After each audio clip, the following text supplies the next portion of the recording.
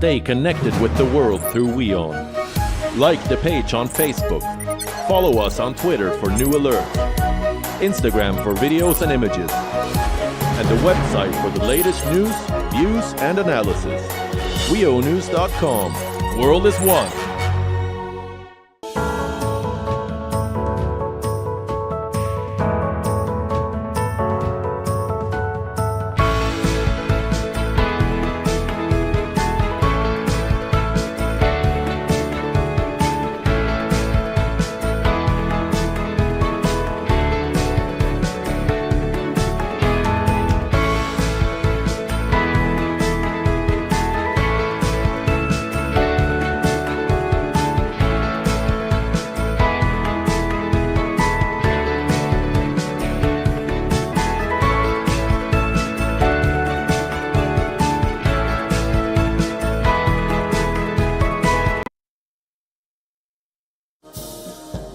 It's an event steeped in tradition, a stunning display of royal extravaganza.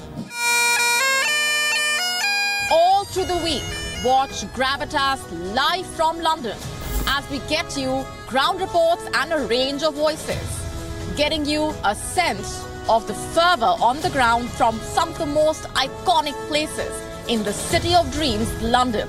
Watch Gravitas London edition all through the week with me, Molly Gambhir.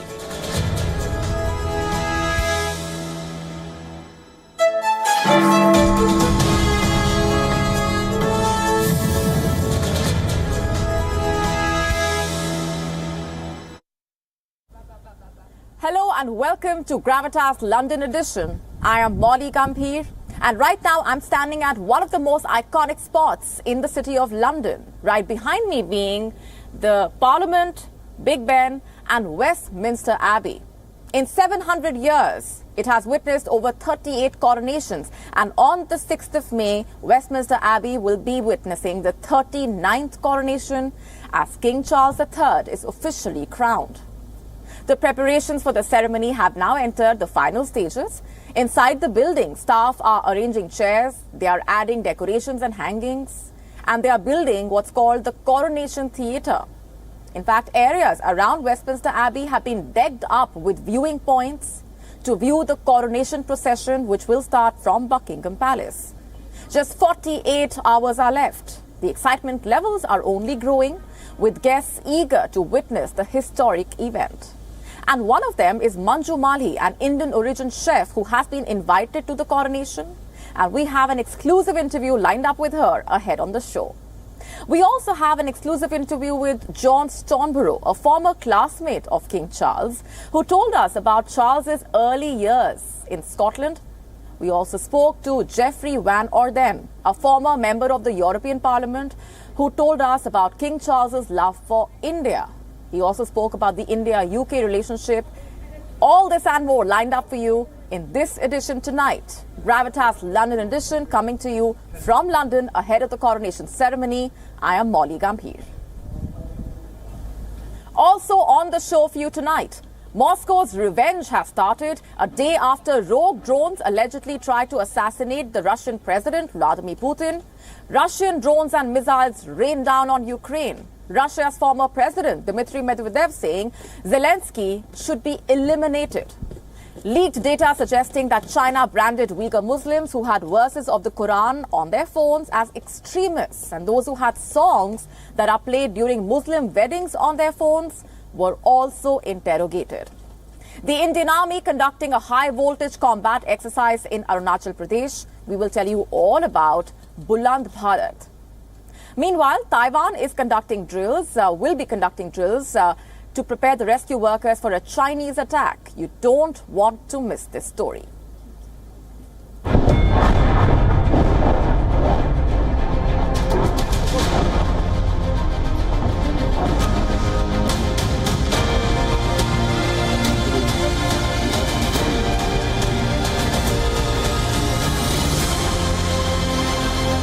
friends will support us, will see us.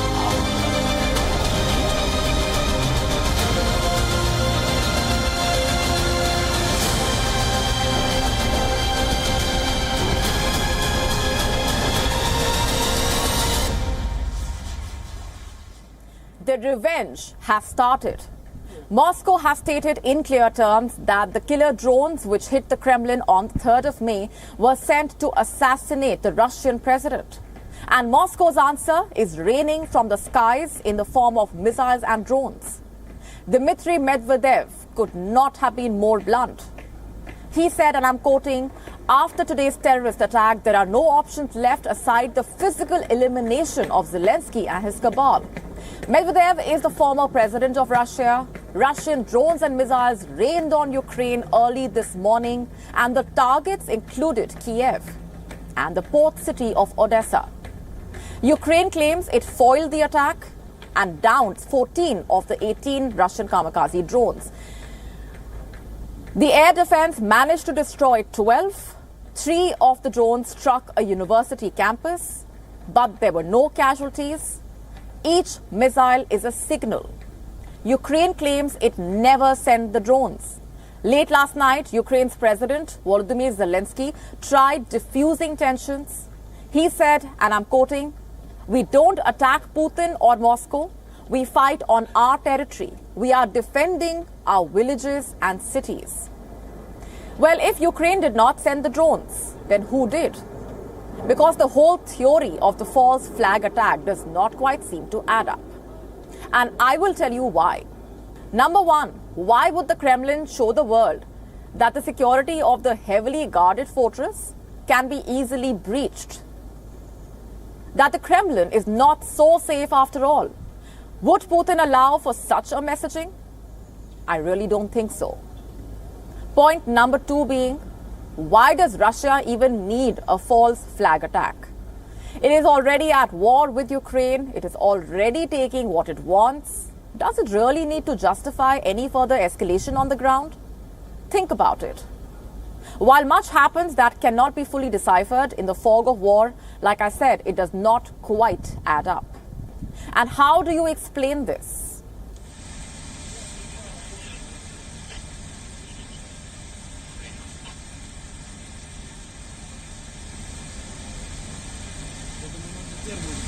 What you are looking at is smoke rising over an oil refinery. A Russian oil refinery. It is located in the Krasnodar region. Russia claims that parts of an oil products reservoir at this refinery was set ablaze by a drone. And this happened earlier today. Yesterday, another Russian fuel depot had caught fire.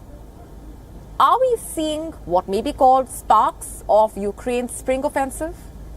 If Yevgeny Prigozhin, the Wagner chief, is to be believed, then the counter-offensive has already started. Prigozhin saying that his forces are seeing heightened activity along the front. And then you have Zelensky saying that the counter-offensive will be launched soon, without saying that maybe at some level the attacks have already started. The signs are there for everyone to see. We all want to see different Vladimir here in The Hague. The one who deserves to be sentenced for these criminal actions right here in the capital of the international law. Now here's a question. Could Kiev have single-handedly orchestrated the assassination attempt? No, claims the Kremlin spokesperson Dmitry Peskov. And earlier today, Peskov told the reporters that Washington should be aware that the Kremlin knows it is selecting the targets and Ukraine is merely implementing the American plans. Такие попытки от этого откреститься и в Киеве, и в Вашингтоне, они, конечно, смехотворны абсолютно. Мы хорошо знаем, что решение о таких действиях, о таких терактах принимается не в Киеве, а именно в Вашингтоне. This is something Russia has been hinting at ever since the war started.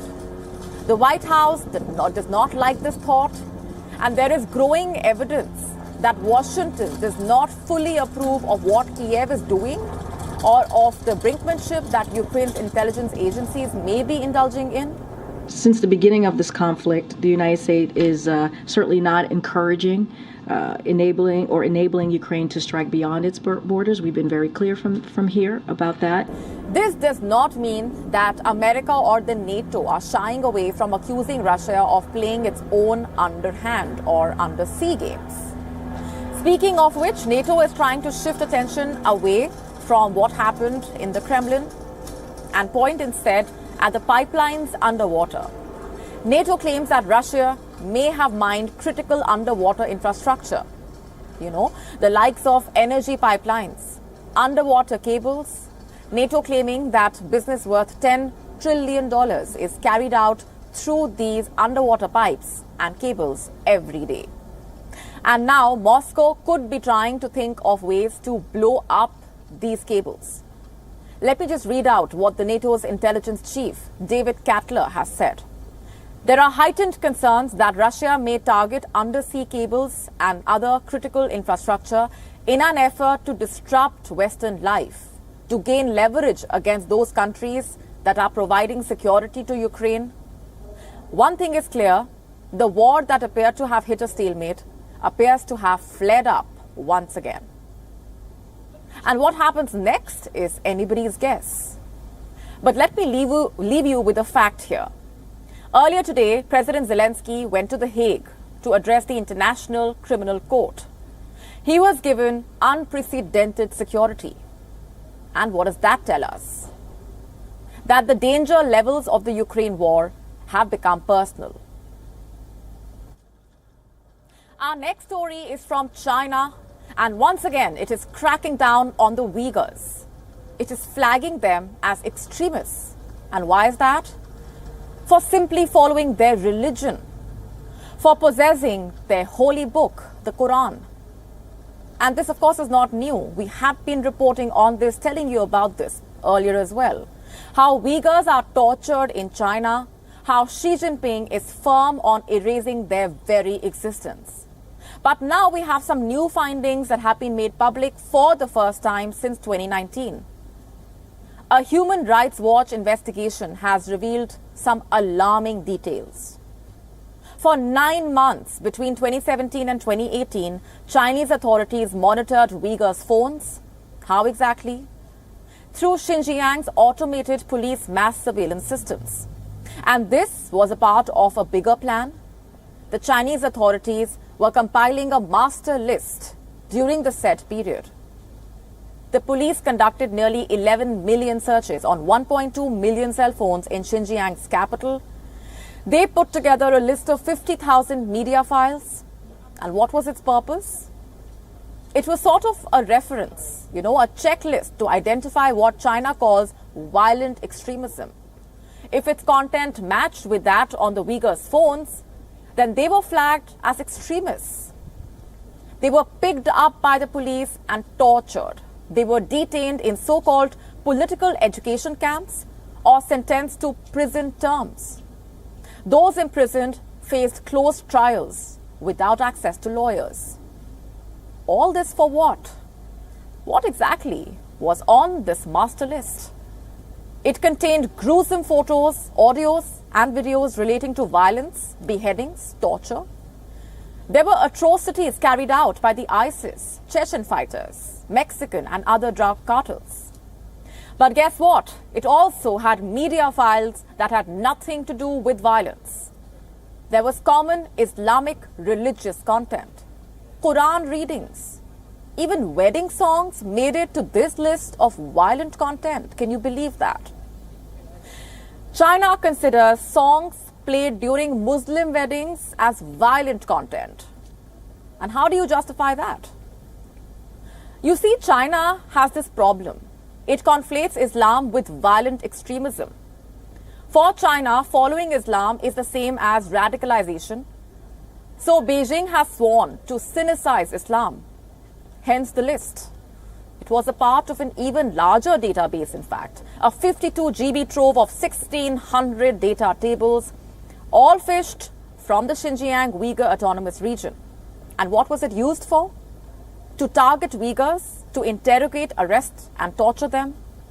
For 4 years, from 2015 to 2019, Urumqi police conducted surveillance and arrests based on this database.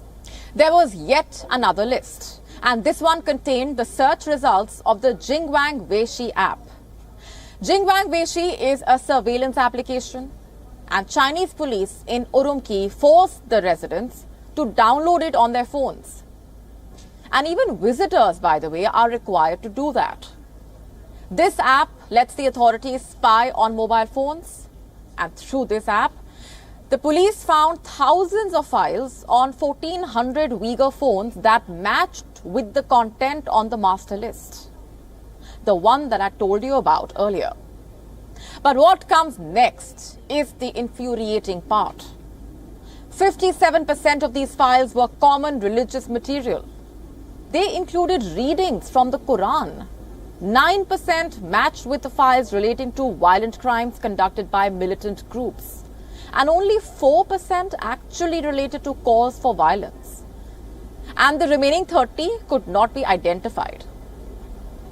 Barely a month ago, China had deployed spies to ensure that Uyghurs did not fast during Ramzan. 56 Uyghur residents were interrogated. 54 of them were said to have violated the laws by fasting. What happened to them? The authorities hushed it up. Now, whether it's fasting or reading their holy book, Uyghurs have faced severe punishment. Time and again, they have been forced to hand over their prayer mats, copies of the Quran, and other religious material. You see, China remains intolerant as far as Islam is concerned, and Uyghurs continue to suffer at its hands. Moving on to India for now. Big artillery guns boomed in Arunachal Pradesh. The Indian Army conducted a high-voltage combat exercise, Buland Bharat. And what makes it special? Well, for starters, the drill took place in the longest high-altitude artillery ranges of India's eastern theatre. And it was conducted after a month-long training. The Indian Army, Special Forces, Aviation and Central Armed Police Forces came together in West Kameng and Tawang districts.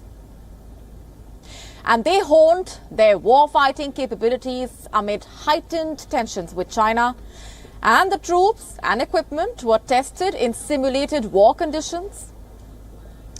In fact, heavy weapon systems, including 155mm Bofors howitzers, 105mm field guns, 120mm mortars were fired.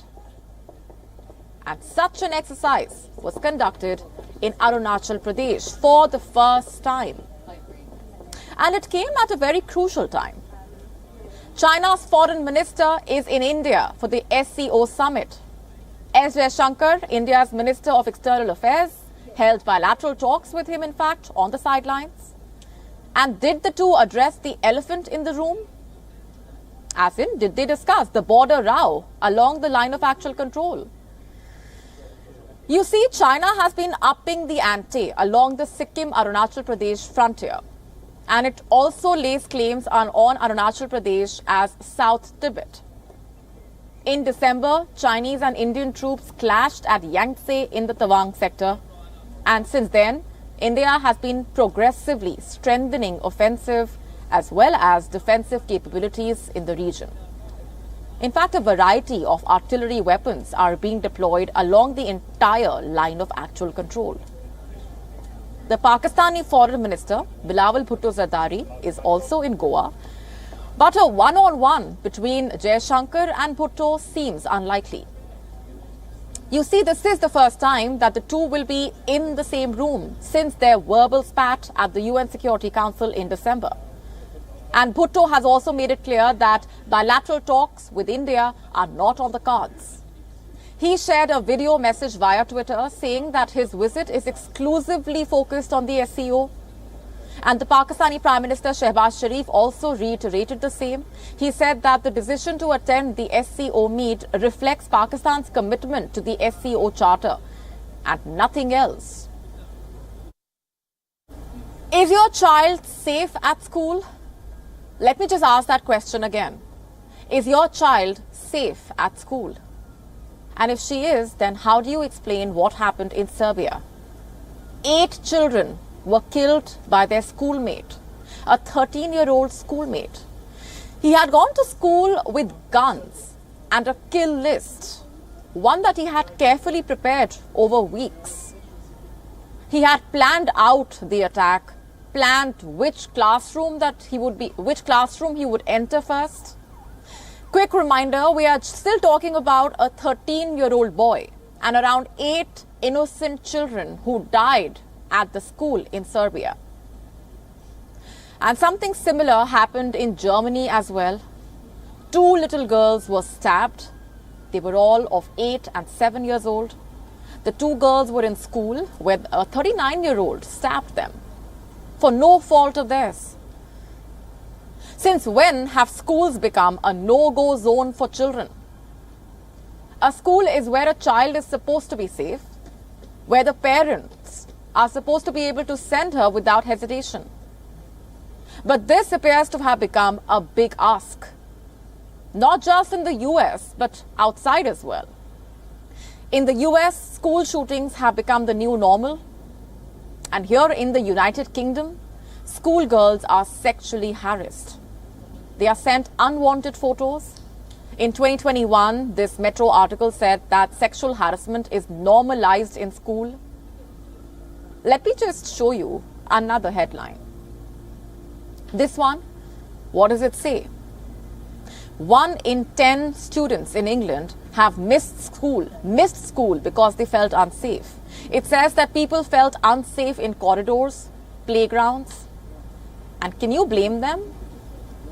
So where do we go from here is the question. What happens to a society where schools have become unsafe?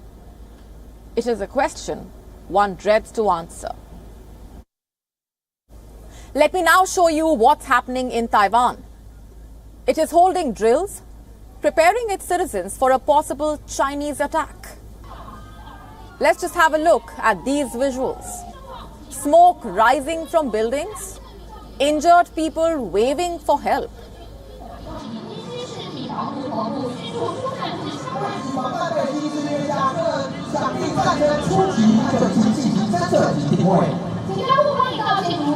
You have buses turned over,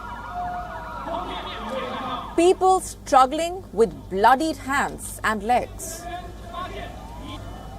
It's all a part of a drill.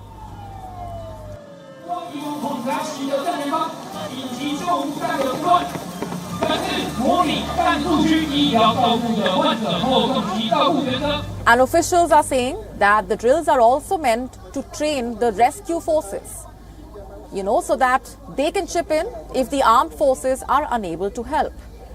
To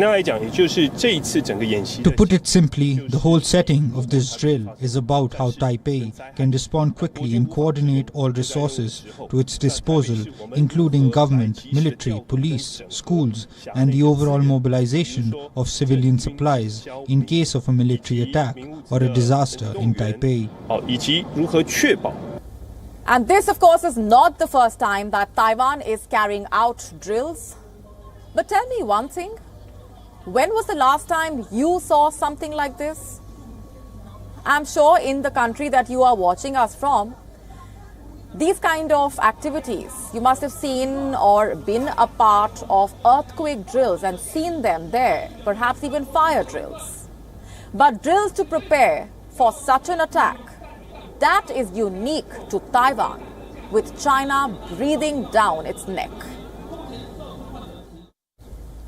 Our next story is from China. The Shanghai Auto Show has caused uproar on social media. Mini, owned by BMW, has been criticized for offering free ice cream to foreigners and turning down Chinese visitors.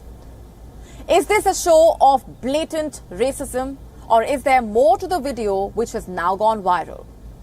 Our next report getting you all the details.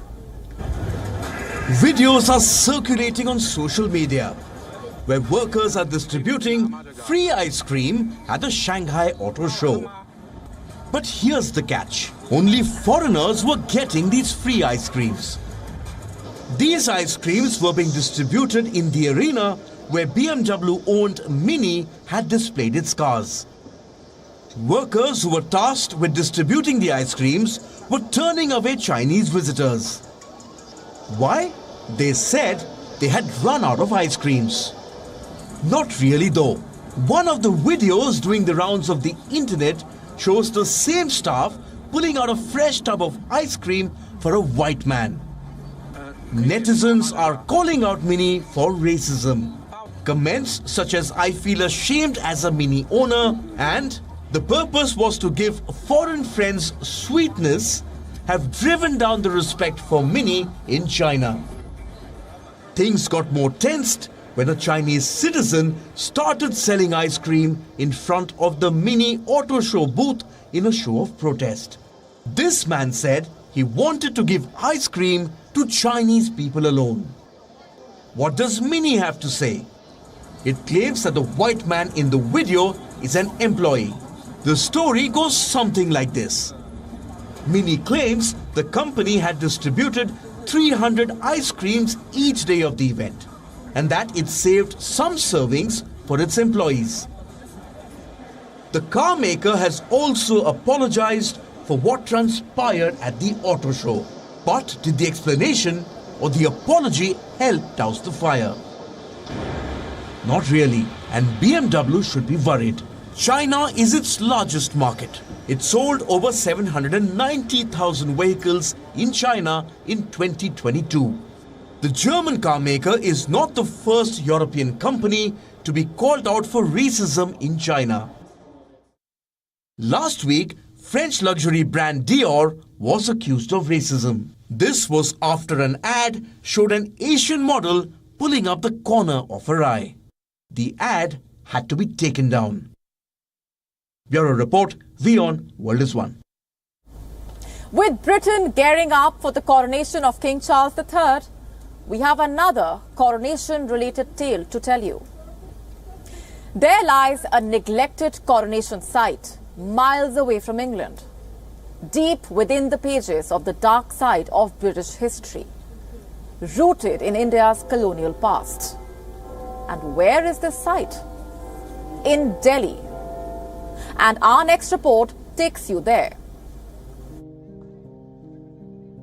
Spread across 52 acres of land located in India's capital, New Delhi, in the middle of paved pathways and plants, with Indian tricolor flag at the entrance, stands a landscaped site dotted with monuments. Guess what it is called? The Coronation Park, getting its name from the coronation of 3 British monarchs, back when the British colonized India for 200 years. This park witnessed the coronation ceremony of Queen Victoria in 1877, King Edward VII in 1903, and King George V in 1911. History has it that this park has witnessed what we would now call virtual durbars or courts. In 1876, Queen Victoria decided to assume the title of Empress of India. While she did not travel to India, a coronation durbar or the imperial court was still held to declare and announce to the people that Queen Victoria has assumed the title. Back then, this was known as Imperial Assemblage. Another announcement of a similar sort was held at the same spot for her successor, Edward VII, in 1903. Then, in 1911, a third ceremony was held for George V. In short, year after year, this coronation park glorified British control over India. It reiterated the fact that India was a British colony and highlighted Indian subjugation to the British crown. But today, what does this park look like? It is a vast piece of land with scattered colonial statues, torn advertisement stickers, disfigured and damaged figures with blank plaques, and no visitors. In the center of the park stands the marble statue of George V, neglected, ignored, and to quite an extent, even unwanted. Why is that? It's because a large number of people are unaware of this park, and the ones that are aware see it as a park that celebrates colonialism. Hence, minimum attempt at conservation. In fact, there are no officials around to guide a visitor to the site. These statues, which are pieces of art, are bereft of conservation. As per historians, these artifacts should be preserved for their artistic value. Away from the idea that conservation of colonial artifacts is synonymous with celebrating colonialism, the Indian National Trust for Art and Culture has suggested to conserve the artifacts, develop the park, and establish an interpretation center. Bureau Report, World is One.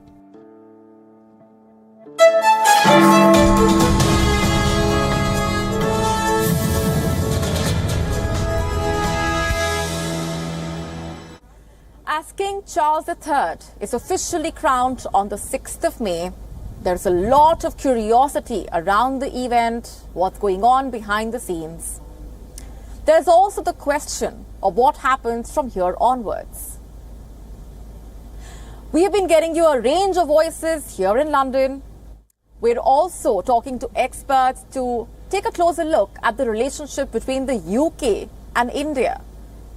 In fact, as we traveled through the streets of London, we also spoke to Geoffrey Van Orden. Who is he? Geoffrey Van Orden is a former British Army officer and a former member of the European Parliament. In fact, he spoke to us about Charles's love for India, also the contribution of British Indians to the UK, and his assessment of the UK-India relationship. Take a look at this exclusive conversation. With me right now in a very sunny and windy London is Geoffrey Van Orden. He is a former member of the European Parliament and a former British Army officer. Thanks very much for speaking to us here, Geoffrey, at a time when London is gearing up to host the coronation ceremony. Very exciting and joyful. Yes, give us a sense of the excitement and the enthusiasm on the ground. The very fact that this is a ceremony that's taking place after 70 years. Exactly. You know, a lot has changed since then, but the ceremony itself has not changed much in the past 1,000 years, but a lot has changed around it. Exactly. Yeah. Well, you're quite right. A lot of the elements of the ceremony have remained the same, the essential ingredients. But of course, the world around us has changed most enormously. I think there's great enthusiasm. I think King Charles is widely respected. He's a man of strong views and principles. In those 70 years when he's been the heir apparent, I think the longest heir apparent in British history, he hasn't been idle. He's been very busy. Many of the issues he talked about, he was ahead of his time. Why do you say that? A lot of the environmental issues. I mean, he came to the European Parliament, I remember, about 15 or so years ago, and he was talking about the devastation of the equatorial rainforests and the damage that was going to do to the global ecosystem. He's always been very concerned about the environment, and I think people are increasingly engaged on that particular issue. He's also, by the way, a great admirer of India. He practices yoga, meditation. He's a great supporter of Ayurveda. By the way, I've got a daughter who's an Ayurvedic physician here in England, Selina. He actually, when Prime Minister Modi came to London 5 years ago, they opened a research centre for Ayurveda at the Science Museum here. So that underlines his enthusiasm for things. India. He's been to India 10 times. Let's just also talk about the UK-India relationship. You yourself have spent so much time in India. Of course, you've also, worked In India, and Yes. you know, you've been talking about the time that you spent there as well. Tell us what. Well, I first went to India in 1977. Yes. I was when I was a soldier, and I went to the Indian Staff College at Wellington, and we had this most wonderful, life-changing year. I have to say, it was. And my wife loves it. She thinks she probably had another life in India, a previous life, you know. All of our children, we have 3 daughters, all of our children all love India. They go there as often as possible. And over the years, we've been regular visitors. When I was in the European Parliament, I was chairman of the delegation for relations with India. Right. And all the time, I was seeking to promote, particularly, British-Indian relations. I've never been a great enthusiast for the European Union, but I think the British-Indian one is a very strong one. And I have to say, during my time there, I met very, very few Indians that didn't have feelings of affection and admiration for Britain. Right. Right? And I was very welcome everywhere I went. And my fellow officers, many of whom became generals in the Indian Army and now, like myself, retired from the Army. But many of them said, "Oh, you're going to such a place, you must, my auntie lives there, or my grandparents live there, they'd love to welcome you," and all of that. So much friendliness and all that. Whereas back home, you're always these people who will find sort of scratchy aspects of the relationship. And now we've got this whole, the whole colonial period is something which is obviously controversial. But it's being exploited, I think, particularly in this country, for political purposes, today's political purposes. And I don't think it reflects the reality of those relationships and the reality of our history. And I think that period is something we should all be enormously proud of. We have a large number of people of Indian origin live here in the United Kingdom. And I'd like to think that they are living here with great pride in the country, which is their adopted country. Particularly now, we have a Prime Minister of Indian origin, for goodness sake, which shows how strong these bonds are. And also the contribution of British Indians over here. Absolutely. I mean, I drive a Jaguar at home. Yeah. Ratan Tata's owns Jaguar. Yeah. And other big chunks of industry here. Right. You have great people like Lord Bill Moria and Cobra Beer and all these things. The Hindujas have a house just behind us here in Carlton Terrace. Right. There are a lot of Indians live here in London. They regard this London as a sort of second home. Love him, hate him, or ignore him. But there is no way that you can say you don't know who King Charles III is. You know, he has been in the spotlight for decades now. And yet not many know everything about him. So as he takes on a role that he has been preparing for almost his entire life, let's take a look at the making of this man, especially his early years. What were they like? The time that he spent in various British institutions, and also the role that they played in shaping his personality. In fact, we spoke to a former classmate of the king who studied with him at Gordonstown in Scotland. His name is John Stornborough. In fact, he studied with Charles for over 4 years. And here's what he told us during our interaction.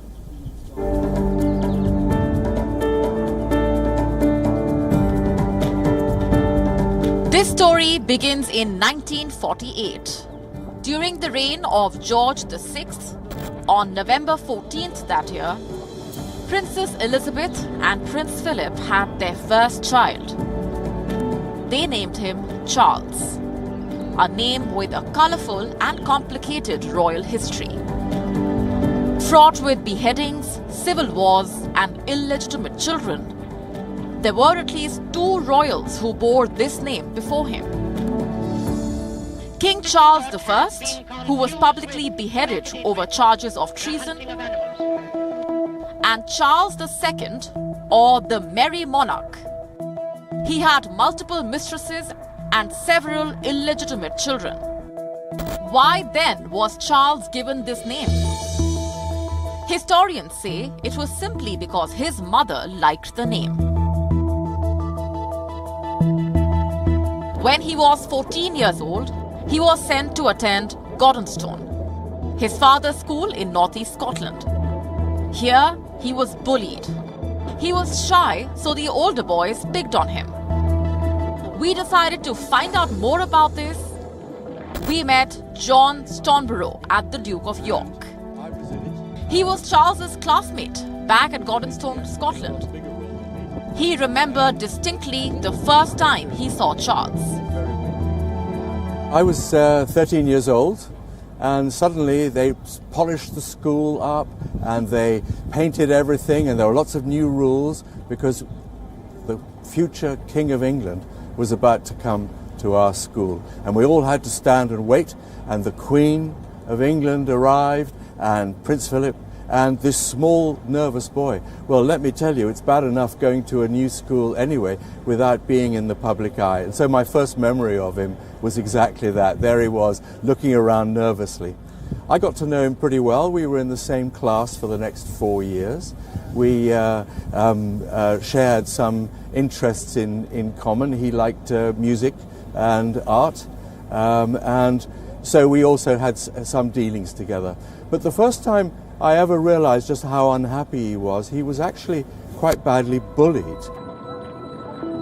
In a 1994 authorized biography, Charles stated that his experience at Gordonstone taught him a great deal about his abilities and disabilities. His former classmate tends to agree.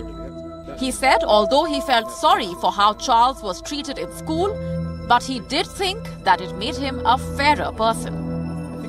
The first time I ever realized just how unhappy he was actually quite badly bullied. And one day we were playing rugby, and I noticed that there were a couple of the other boys who wanted to beat him up. They said they were going to beat him up, actually in the scrum. And of course, when the scrum, everybody their heads down, nobody could see what's going on. And while he was in the scrum, they actually sort of thumped him and pulled his ears and kicked him and this sort of thing. And you know what was amazing? He never said a word. He was unbelievably stoic. He didn't cry, he didn't complain, he didn't punch anybody back or anything like that. He just remained absolutely calm. It was a classic example of what's called a stiff upper lip. After school, Charles broke royal tradition. He went straight to university. Instead of joining the British Armed Forces, he attended the Trinity College during his first year, the University College of Wales in his second year, and graduated from the University of Cambridge with a Bachelor of Arts. This made him the first British heir apparent to earn a university degree. After college, Charles immediately assumed royal duties. He was sent on several state visits. This included a visit to the United States in 1971, where he was treated as a royal dignitary and was even given a room at the White House. Historians say American President Richard Nixon was trying to set him up with his daughter. He even arranged for his daughter to be seated next to Charles at every occasion. In fact, in his 20s, Charles had quite the playboy image. They called him the Casanova Prince. He lived a life that was more Hollywood than many Hollywood stars. Reports say this was probably because of his great-uncle, Lord Mountbatten. He once reportedly advised Charles to quote-unquote sow his wild oats and have as many affairs as he can while he was young. The future king took the advice rather seriously. But in 1971, he met the true love of his life, Camilla Chant, the current queen consort. The affair was not permissible at that time, so Charles ended the relationship and continued his rendezvous. 5 decades on, he will now be accompanied by Camilla as he officially takes the throne of the British monarchy. This is Molly Gambhir reporting from London for WION World is One. On the 6th of May, as over 2,000 guests attend the coronation of King Charles III, present among them will be an Indian origin chef. Her name is Manju Malhi. In fact, she has been named on the list of community champions who have been invited to the King's coronation ceremony. And earlier, we met her at St. Charles Hospital in North Kensington here in London. And this is where she runs a program to teach cooking to senior citizens. And we spoke to her about her charity work, the work that she does for the elderly, and her expectations from the ceremony, her life in the UK, and of course, about her Indian identity. Here's a detailed report. Meet Manju Malhi, an Indian origin chef who has been invited for the coronation ceremony of King Charles III. She is the winner of the esteemed British Empire Medal for helping senior citizens in the UK through a charity called Open Age. This organization champions the cause of an active life for the elderly. During the COVID-19 pandemic, she taught hundreds of elderly stuck at home how to cook a wholesome meal and stay busy. And impressed by her stellar work, the king has invited her to witness his coronation. We decided to talk to her about that invitation, and we travelled all the way to St. Charles Hospital in North Kensington. This is where Manju runs a fun and educational cooking class for senior citizens. You could see them chopping onions and peeling gingers, with the chef herself busy cooking sumptuous meal. Food is a great way to bring people together, especially during times of crisis. And we saw a sample of that during the COVID-19 crisis, which engulfed the entire world. And tonight, we are making you meet Manju Malhi, celebrity chef, cookbook author, and someone who has been lauded for her work during the COVID-19 crisis. In fact, that is the reason why she's also been invited for the King's coronation ceremony. Malhi's students, although older than her, are fairly obedient. They listen to her with patience as she teaches them recipes of what she calls Brit Indie style of food. A style which mixes Indian and Western influences. We are very lucky. She makes beautiful dinners, inexpensive dinners, more to the point, and she teaches us how to chop food and mix it together, and yeah, it's been plus we socialize together here as well. Malhi has been conducting such classes for quite some time now, but they picked up pace during the pandemic by becoming a tool for the elderly to beat lockdown blues. There was a lot of fear about older members of the community contracting coronavirus and, getting really ill. Right. And there was, the government was so worried that they told a lot of us to stay indoors, most of us to stay indoors. Right. So what we do is we do conference call cooking sessions where we'd phone everyone and we'd talk about whether we could get hold of ingredients, whether we could buy and purchase ingredients because there was a shortage, and also what they were eating, because people were just eating cake and lots of people were cooking, which was a good thing, but maybe not the right things. So we were checking up on them, and it was helping isolation and feelings of loneliness that a lot of us were experiencing. It was so out of the blue, this, we didn't know what we should do from one day to the next, so it was a great routine for all of us, including me. Her work will now take her right to Westminster Abbey on the 6th of May as she attends the coronation of King Charles III. And how excited is she for the ceremony? In one word, quite. Well, I've got a nice number that a friend of mine has decided to run up for me because I can't afford designer clothing.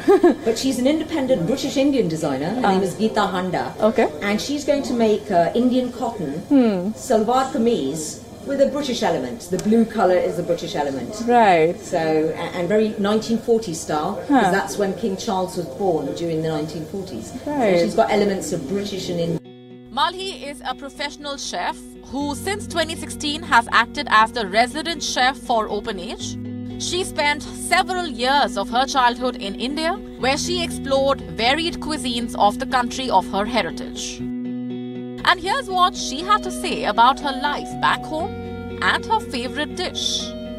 I love aloo. Doesn't everyone love potatoes? Of course. So I just like basic aloo with a bit of turmeric. Right. And red chilli. That's it. That's my favourite. I love dal. People say that's so boring. Dal is so boring. So, yeah, I like those sorts of things. Malhi's story is a source of inspiration. The daughter of Indian immigrants who settled in the UK will now be witnessing the crowning of the king, right next to leaders and dignitaries from all over the world. This is Molly Gambhir reporting from London for WION World is One. And with that, it's a wrap on tonight's edition. Gravitas London edition coming to you from London in the run-up to the coronation ceremony of King Charles III on the 6th of May. We are getting you all the aspects of this ceremony, detailed ground reports and speaking to a range of experts on the ground. Thanks very much for watching. Stay tuned to WION World is One.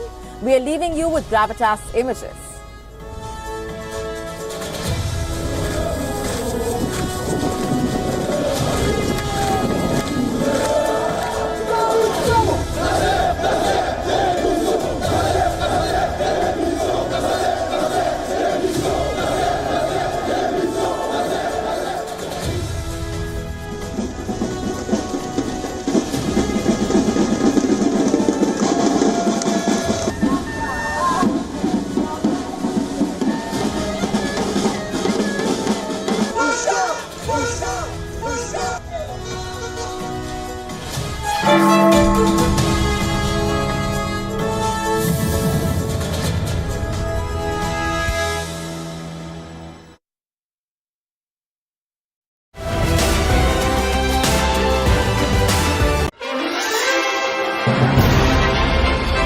As King Charles III gets officially crowned,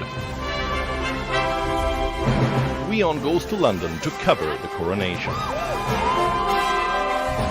A week-long coverage from the City of Dreams. A glorious spectacle of pageantry and grandeur. 7 days, 2,000 guests. Multiple events. Multiple controversies. From street parties to Not My King protests. From themed concert to the royal family drama. Watch the most comprehensive coverage only on WION with me, Molly Gambhir.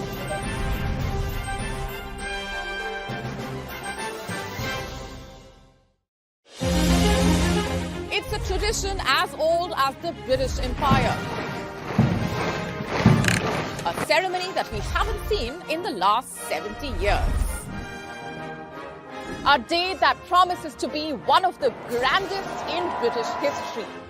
Witness the coronation of King Charles III with me, Molly Gambhir, all